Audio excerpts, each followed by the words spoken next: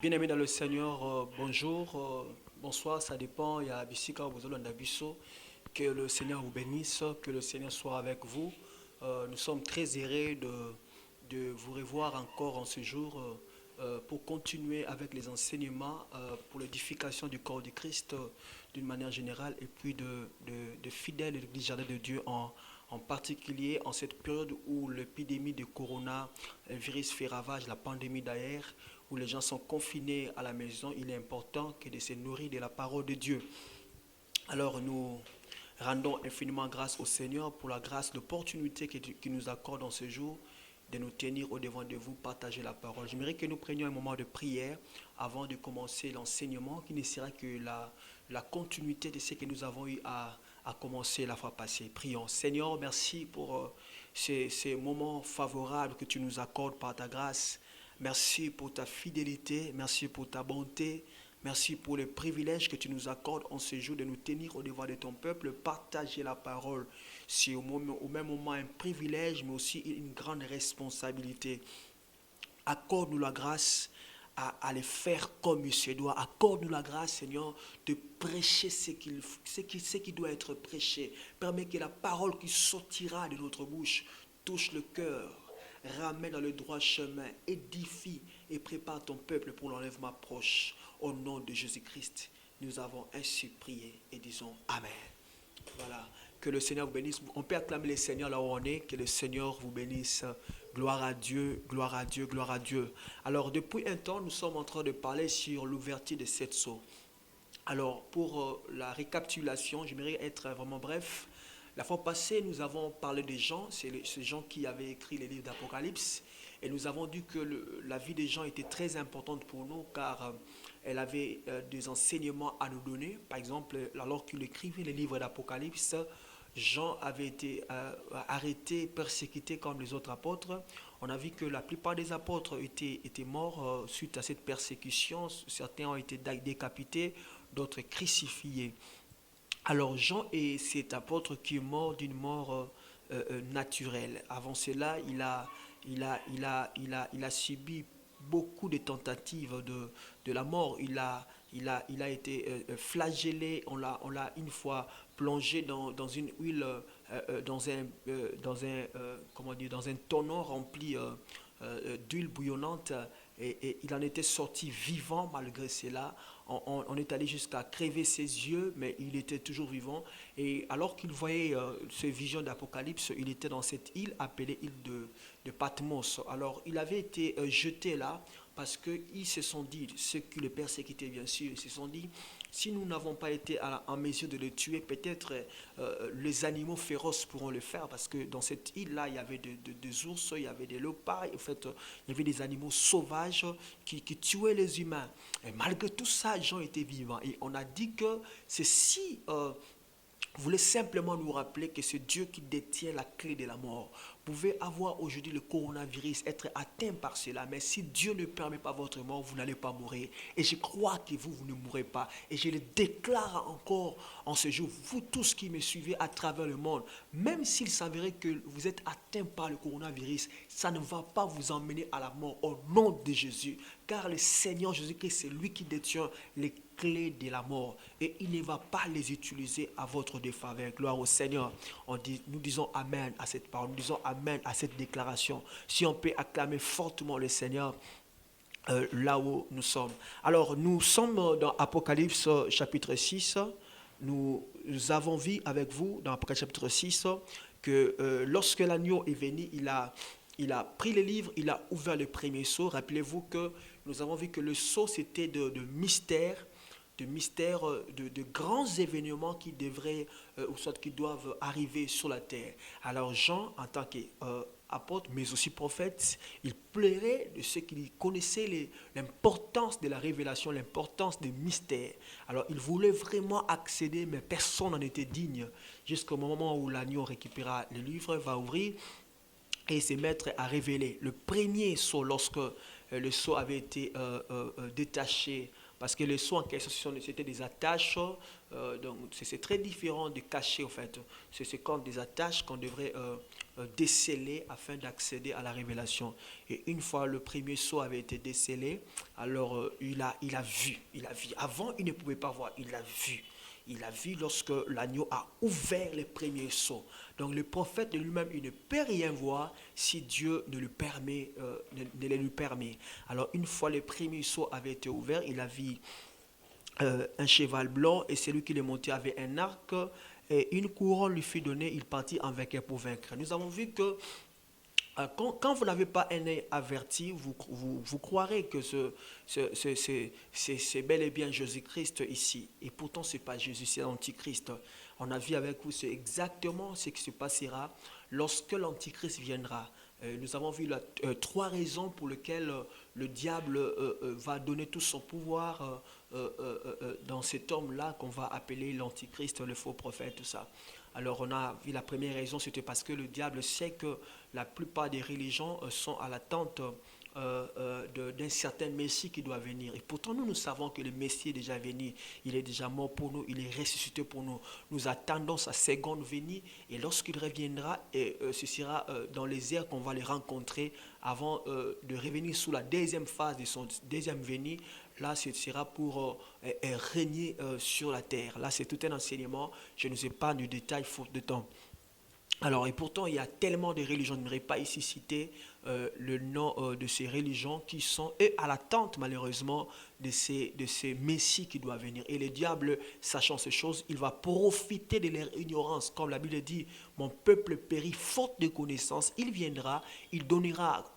parce qu'il n'a pas le pouvoir de s'incarner comme le Seigneur l'avait fait, comme le Seigneur l'avait fait au sein de Marie.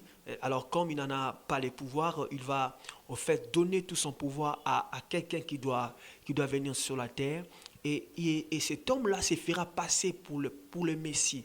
Pour les pouvoirs du diable, il va opérer les miracles et les gens vont croire en lui, croyant que c'est lui qui serait le Messie. La Bible parle du cheval blanc parce que c'est la séduction, c'est l'apparence de la piété et pourtant il n'est pas le Messie. Alors vous verrez le véritable cavalier dans Apocalypse chapitre 19, là c'est véritablement Jésus-Christ qui vient pour sauver. Alors nous avons parlé également de l'arc qui n'avait pas de flèche. On a vu que l'Antichrist quand il viendra, il va conclure des alliances parce que l'arc signifie alliance. Rappelez-vous de l'arc-en-ciel qui était signe d'alliance que Dieu a conclu avec les hommes. Comme pour dire qu'il ne va plus détruire la terre par les déluges. Alors l'arc symbolise l'alliance, ce sont des différentes alliances que cet antichrist va conclure avec le roi de la terre. Il mettra tout le monde d'accord, il y aura la paix, un semblant de paix, et c'est comme ça que tout le monde dira, c'est ce que devraient faire les messies. Cet homme, c'est réellement les messies. Alors on n'a pas le temps pour revenir. Cet après-midi, ça dépend de l'ère à laquelle vous nous suivez à travers le monde. Nous voulons parler de l'ouverture de deuxième, de troisième, de quatrième sceau.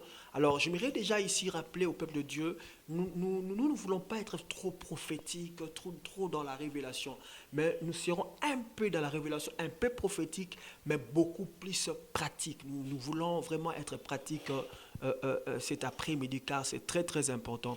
La Bible dit ceci, nous sommes au verset 3. Quand il ouvrit, c'est l'agneau de Dieu, quand il ouvrit le second sceau, j'entendis le second être vivant qui disait, viens. Vous voyez, avant qu'il n'ouvre le second sceau, les prophètes ne pouvaient rien entendre. Ce n'est que lorsqu'on a ouvert le second sceau qu'il a pu entendre. C'est comme ça que nous avons dit que le sceau en question, c'était des mystères. Alors, l'ouverture des sceaux, ça permettait aux prophètes d'accéder à la révélation. Sans cela, il n'y a pas de révélation. Dès que l'agneau a ouvert, il a entendu un second être vivant qui a dit « Viens ». Et le verset 4 dit « Et voici un autre cheval roux, celui qui est monté réussit le pouvoir d'enlever la paix de la terre, afin que les hommes s'égorgeassent les uns les autres, et une grande épée lui fit donner. » Je répète le verset 4. « Et il sortit un autre cheval roux. Celui qui est monté reçut le pouvoir d'enlever la paix de la terre, afin que les hommes s'égorgeassent les uns les autres, et une grande épée lui fut donnée. Alors, j'aimerais au travers de ces trois sceaux que nous allons voir cet après-midi, nous enseigner sur l'influence du monde invisible sur le visible. La Bible dit que l'univers que nous voyons avait été créé par ce qui ne se voit pas. Alors nous devons savoir que le monde invisible a de l'influence, influe sur le monde visible. C'est le monde invisible qui dicte le visible. La plupart des choses que nous voyons sur la terre, dans ces mondes physiques, ne sont que conséquences de ce qui se passe dans le monde invisible. Remarquez, il a vu un cheval roux. Et puis, la Bible dit, c'est lui qui montait ce cheval-là, on lui a donné le pouvoir d'ôter la paix afin que les hommes puissent s'égorger entre eux. Il y a des moments où vous voyez dans une contrée, dans un endroit géographiquement connu, des gens en train de s'entretuer. Et pourtant, ils sont frères. Et pourtant, ils sont dans la même religion. Et pourtant, ils ont la même foi. Mais qu'est-ce qui se passe que les gens se mettent à s'égorger?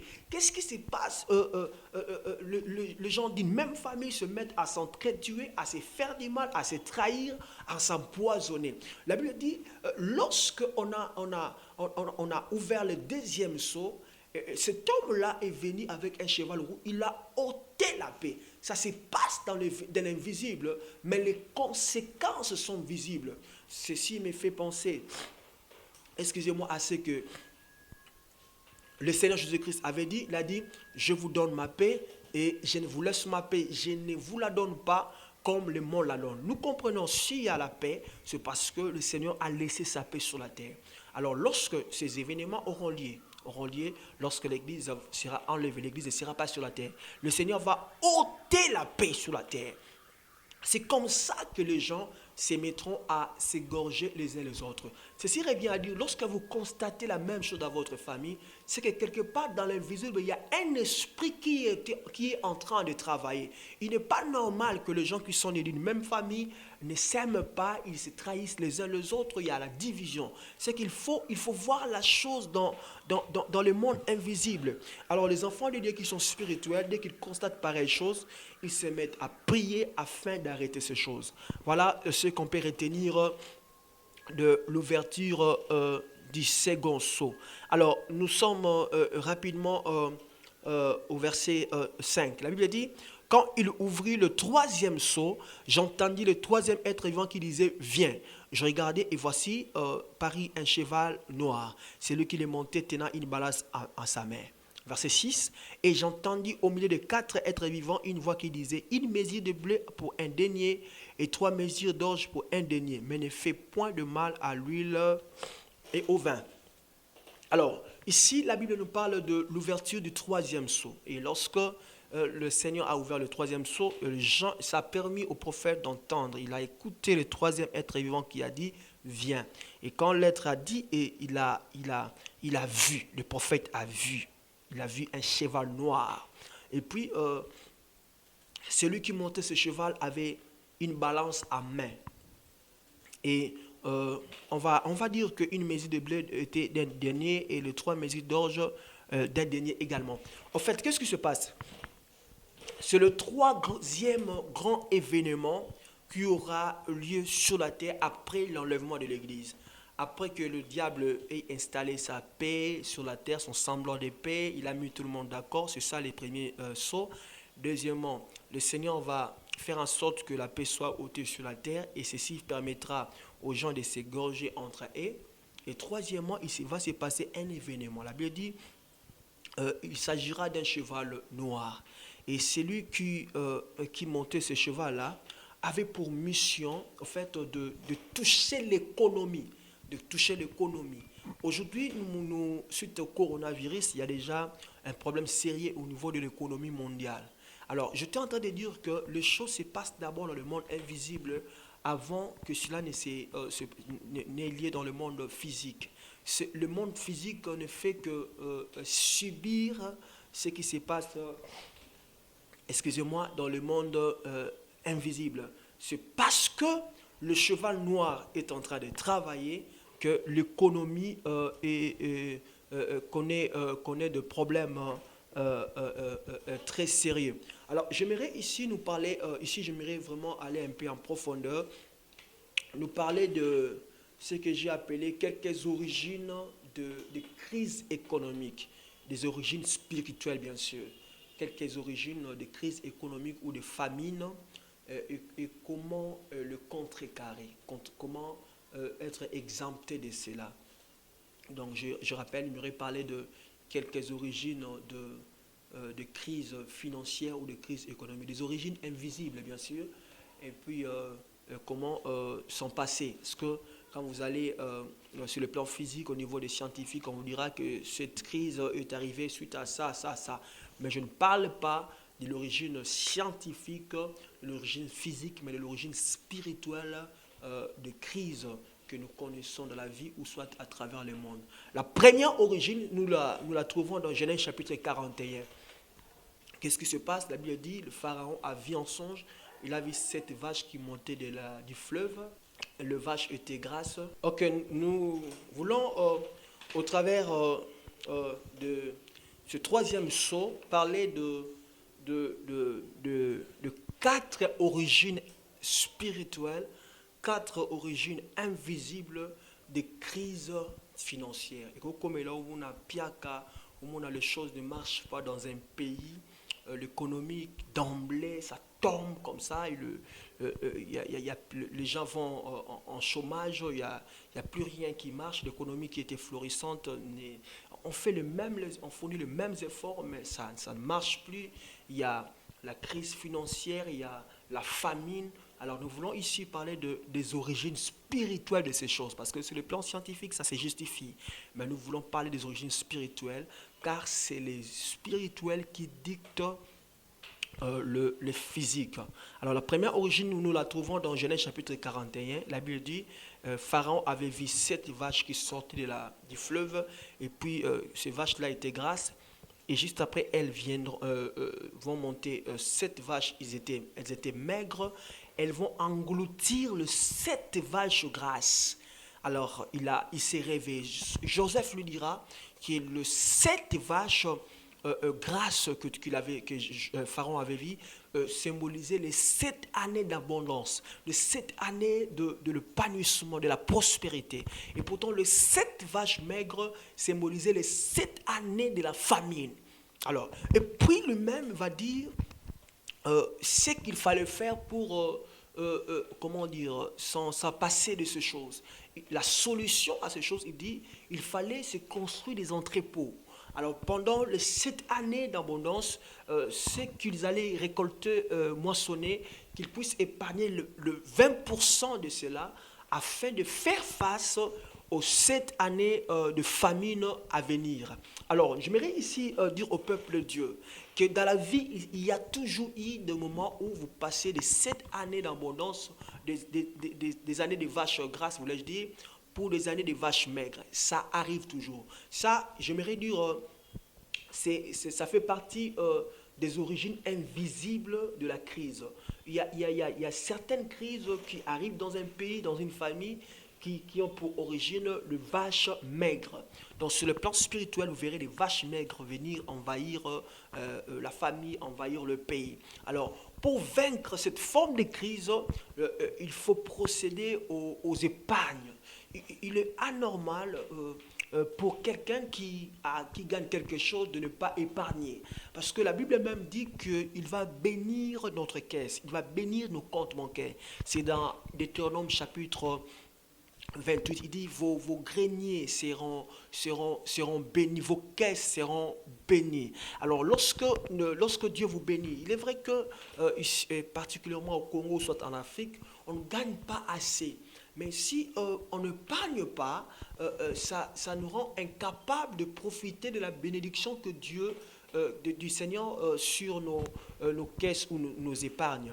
Alors pour vaincre cette première forme de crise, vous devriez être capable de d'épargner. Ça arrive toujours des moments où vous passez des temps, c'est comme si le ciel était fermé. Pourtant, il est toujours ouvert, mais les choses ne marchent pas. Et lorsque vous épargnez, vous pouvez pallier à cette forme de crise. Alors, La deuxième source de crise, nous la trouvons dans Malachie chapitre 3 verset 10. Le Seigneur dira, vous me volez, vous me trompez par vos dîmes et vos offrandes. C'est comme ça que vous êtes frappés par la malédiction.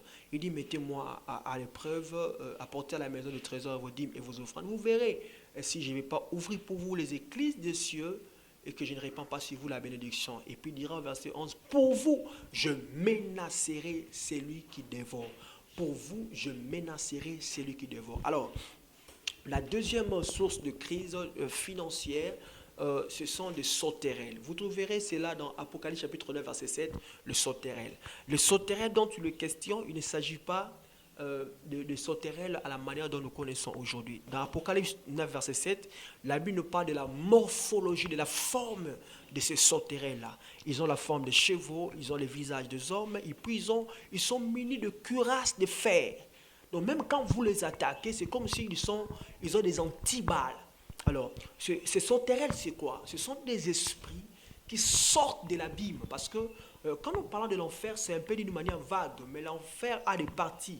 Il y a ce qu'on appelle l'abîme. L'abîme, c'est comme si c'était l'enfer des enfers. C'est-à-dire là il fait tellement chaud, tellement horrible. Donc ceux qui sont dans l'abîme souffrent beaucoup plus que ceux qui sont dans les autres parties de l'enfer. Alors, ces esprits-là, ces sauterelles-là, habitent au fait l'abîme. Alors, dans Apocalypse chapitre 9, verset 7, la Bible dit que ces sauterelles-là viendront sur la terre. En fait, ils ne vont pas s'attaquer aux champs, mais elles s'attaqueront aux humains. Mais aujourd'hui, ces sauterelles-là travaillent déjà. Mais ils s'attaquent aux fruits de nos travail. C'est ce qui fait que vous travaillez beaucoup, mais vous ne profitez de rien. Alors derrière cela, souvent ce sont des sauterelles. Comment reconnaître les activités des sauterelles? Je donne un exemple. Dès que vous avez votre salaire, c'est l'enfant qui tombe malade, vous faites toutes les dépenses. Dès que vous avez votre salaire, vous avez gagné un peu d'argent, c'est la voiture qui va faire un accident, tout est parti, c'est telle ou telle autre personne qui va commettre une bêtise et c'est vous qui devrez pallier à cela jusqu'à ce que tout l'argent part. Vous n'êtes plus capable d'épargner. Même quand on vous regarde là, vous ne ressemblez pas à celui qui gagne cet argent-là. Alors quand vous constatez ces choses, sachez que ce sont des sauterelles qui travaillent contre vous. Et comment faire face, comment éviter l'activité, comment se s'immuniser de ces sauterelles. C'est ce que la Bible nous dit dans Apocalypse, dans Malachie chapitre 3. Il dit, apportez à la maison des trésors vos dîmes et vos offrandes. Vos dîmes plutôt. Aujourd'hui, lorsque nous parlons dîmes, les gens voient que nous allons enrichir le pasteur. Ok, ce n'est pas un problème. Mais ce que nous devons savoir, c'est que les dîmes ont commencé avant la loi. Déjà, Abraham payait ses dîmes. C'est un principe spirituel. Les dîmes, quand vous ne le payez pas, sachez que sur le plan spirituel, c'est comme si vous avez laissé une ouverture permettant aux sauterelles d'attaquer ce que vous faites. Et ceci, au fait, surtout quand vous êtes un enfant de Dieu. Vous savez que le diable n'aime pas la prospérité des enfants de Dieu. Il peut se permettre, un païen qui ne prie pas, il peut prospérer sans payer sa dîme. Le diable peut ou ne pas l'attaquer. Il peut même permettre à ce que la personne devienne riche, pourvu qu'il se rassure qu'il ira en enfer. Mais quant à nous les enfants de Dieu, l'ennemi va attaquer. Alors, si vous voulez vous protéger de ces choses, des attaques des sauterelles, vous devrez être quelqu'un qui paye régulièrement sa dîme. Ça nous épargne des attaques des sauterelles. Je prie Dieu, si vous avez été victime de ces choses, que le Seigneur puisse vous épargner de cela dans le nom puissant de Jésus-Christ.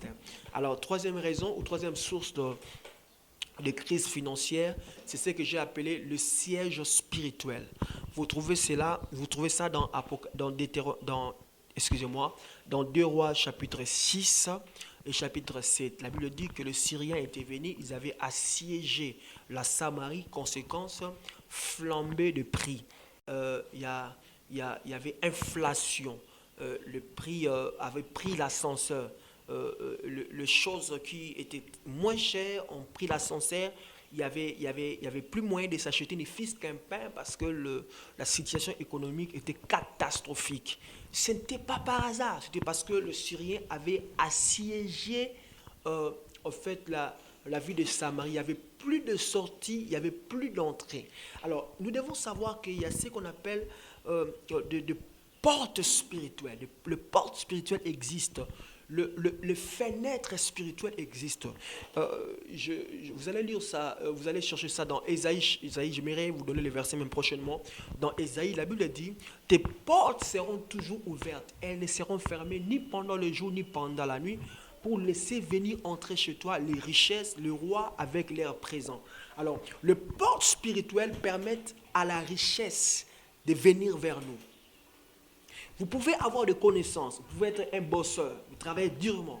Mais quand les portes spirituelles sont fermées, la richesse ne viendra pas vers vous. Il y a des grands bosseurs qui ne sont jamais riches. Il y a des gens qui travaillent durement, qui n'ont même pas les moyens. Parce que les choses se passent dans l'invisible. Il faut que les portes soient ouvertes. Il faut que les portes soient ouvertes. Et nous savons que la malédiction peut vous fermer ces portes spirituelles. Alors, Israël était assiégé, conséquence, il n'y avait pas l'argent, il y avait la crise. Alors, l'homme de Dieu se lève du nom de l'Élysée, il déclare, il demeure à telle heure, il y aura, l'économie sera à nouveau florissante, l'inflation va s'arrêter. Il a déclaré ces choses. Alors, qu'est-ce qui va se passer? Tous les Syriens qui avaient assiégé la ville de Samarie ont écouté le son de chevaux. Ils se sont rendus compte que l'armée d'Israël venait avec les autres armées pour les attaquer.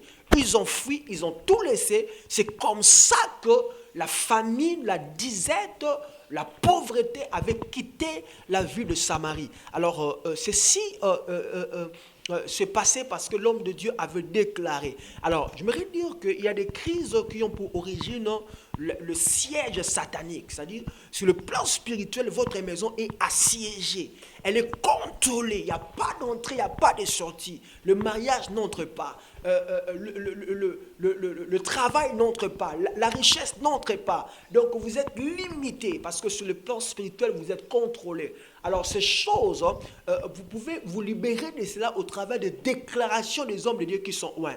Alors, je crois que Dieu m'a oint cet après-midi. Ainsi, je déclare pour quelqu'un qui vit ces moments, le siège des Syriens spirituels, les sorciers vous ont assiégé, les forces du mal vous ont assiégé. Ils vous empêchent d'avancer, d'avoir ce dont vous avez besoin. Vous cherchez sans trouver parce que les portes sont ouvertes, mais elles sont contrôlées par ces démons-là. Je le commande de libérer vos portes dans le nom de Jésus-Christ. Et que ceux qui ne pouvaient pas entrer dans votre famille entrent désormais dans le nom de Jésus-Christ de Nazareth. Au nom de Jésus-Christ. Amen. Gloire à Dieu. Gloire à Dieu. Alors, la dernière origine de crise financière, donc, comme pour dire, lorsque vous constatez que les choses ne marchent pas sur le plan financier, beaucoup plus sur le plan économique, vous cherchez, vous ne trouvez pas. Je ne parle pas ici de fainéants qui ne font rien, mais des gens qui cherchent mais qui n'en trouvent pas, ou soit qui gagnent juste après un temps sa part. C'est soit parce qu'il y a un problème de vache maigre que vous n'avez pas pu gérer en épargnant, parce qu'il y a un temps de pleurer, il y a un temps pour rire. Lorsque Dieu vous accorde la grâce de rire, alors pensez à l'épargne. Et ça va vous épargner des années de vaches maigres. Alors, ou soit de la période de vaches maigres, ou soit il s'agit de sauterelles. Les sauterelles arrivent, ils vous attendent s'aimer, ils vous attendent travailler. Dès que vous êtes prêt à moissonner, ils s'attaquent aux fruits de votre travail pour pouvoir les détruire. Vous avez commencé des fiançailles, au moment où vous devrez vous marier, vous perdez par exemple. Ce sont les attaques des sauterelles. Alors, nous avons vu que c'est au travers des dîmes que nous payons, que nous nous mettons à l'abri des attaques des sauterelles. On a également parlé de sièges spirituels qui doivent, on peut s'en débarrasser au travers des déclarations des hommes de Dieu, comme je vais le faire. Alors, la dernière origine de crise, ce sont des chevaux noirs, les chevaux noirs dont nous avons lu avec vous dans Apocalypse chapitre 6, dans l'ouverture du 3e sceau. Le cheval noir, c'est ce cheval qui viendra sur la terre après, bien sûr, l'enlèvement de l'Église. Lorsque l'Antichrist viendra, il va se manifester comme le Messie, va emmener un semblant de paix, les gens vont croire en lui, il mettra tout le monde d'accord, il n'y aura plus de problème de crise, par exemple, des Palestiniens avec les Juifs, il y aura la paix entre les musulmans, les chrétiens et toutes les religions du monde, les races seront réunies au fait, et tout le monde dira, c'est bel et bien lui le Messie. Après un temps, le Seigneur, par sa volonté, permettra qu'il y ait attaque du cheval, le cheval roux qui va ôter la paix sur la terre. Il se passera que la haine va se développer parmi les hommes. Les gens seront en train de s'entretuer. Et juste après cela, il y aura l'arrivée du cheval noir. Ces choses se passent dans l'invisible, mais les conséquences sont visibles. Ça se passe dans l'invisible, mais les conséquences sont visibles. Alors lorsque le cheval noir viendra, cela se traduira par la crise économique, la famine, la crise financière. Les gens ne seront plus à même de répondre aux besoins les plus primaires. Même le bien de première nécessité, ce sera difficile que de s'en procurer à cause de ces chevaux noirs. Alors, cette quatrième origine de crise, l'unique manière de l'éviter, c'est en acceptant Jésus-Christ comme son Seigneur et Sauveur et en gardant son huile, c'est-à-dire en gardant sa relation avec le Seigneur dans la vie de prière, dans la vie de sainteté, dans la méditation de la parole. Et lorsque la trompette va sonner, vous serez enlevé, donc vous ne verrez pas l'activité de ces chevaux noirs. Ainsi, j'aimerais vous inviter, vous qui me suivez à travers le monde, vous qui n'avez pas encore donné votre vie au Seigneur, c'est maintenant qu'il faut le faire. C'est l'urgence la plus urgente de toutes les urgences. C'est maintenant qu'il faut le faire, bien-aimé. Car d'ici là, la trompette va sonner et le vrai chrétien auront part à l'enlèvement. J'aimerais que tu fasses part de l'enlèvement. C'est ici les visages. Prenez votre temps, donnez votre vie au Seigneur, profitez de ces confinements pour en fait, bâtir votre vie chrétienne, à arranger là où il y avait des problèmes. Ça nous permettra, bien aimés frères et sœurs, d'avoir accès à l'enlèvement. On va faire cette prière. Seigneur, merci pour l'occasion, le privilège, l'opportunité que tu m'as accordé en ce jour de partager ta parole avec ce peuple qui me suit à travers le monde. Je prie que tu puisses aider mon frère qui avait perdu beaucoup de choses dans la foi, qu'il puisse retrouver cela. Celui qui était affaibli, qu'il retrouve sa force. Celui qui dort, qu'il se réveille. Celui qui était mort, qu'il ressuscite. Donne encore la vie à ceux qui étaient morts. Donne encore la joie, le zèle à ceux qui avaient perdu les ailes, Seigneur. J'aimerais que tout un chacun d'entre nous fasse part, participe, Seigneur, à l'enlèvement lorsque la trompette sonnera. Merci de le faire, car nous t'avons demandé au nom de Jésus. C'était le pasteur Timothée Nomatezo. Alors, je suis pasteur de l'église Jardin de Dieu, précisément à Kinshasa, plus précisément à Yolo, sur boulevard Ezo 101 102, église Jardin de Dieu. Nos coordonnées téléphoniques, c'est plus 243 81 33 16 313. Je répète, plus 243 81 33 16 313. Ou soit plus 243 89 31 92 535. Je répète, plus 243 89 91 92 535. Que le Seigneur vous bénisse, la paix de Dieu. Je prie que tous ceux-là qui sont atteints de coronavirus soient guéris maintenant au nom de Jésus-Christ de Nazareth. Je prie et que vous qui êtes à la maison, que le Seigneur vous garde, vous protège dans le nom de Jésus. Amen. Shalom.